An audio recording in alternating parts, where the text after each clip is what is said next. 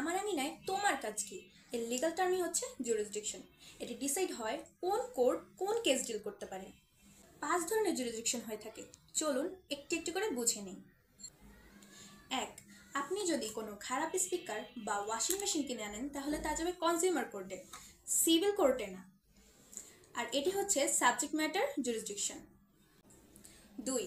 উত্তরে যদি কোনো চুরি হয় তাহলে তা উত্তরের ম্যাজিস্ট্রেট কোর্টই শুনবে, কারণ ক্রিমিনাল কেসে লোকেশন খুবই গুরুত্বপূর্ণ এবং এটি হচ্ছে টেরিটোরিয়াল জুরিসডিকশন। দুটি স্টেটের মধ্যে রিভার বা টেরিটরি নিয়ে কোনো কেস হয় তাহলে তা হাইকোর্টে না, সরাসরি সুপ্রিম কোর্টে চলে যাবে এবং এটি হচ্ছে অরিজিনাল জুরিসডিকশন।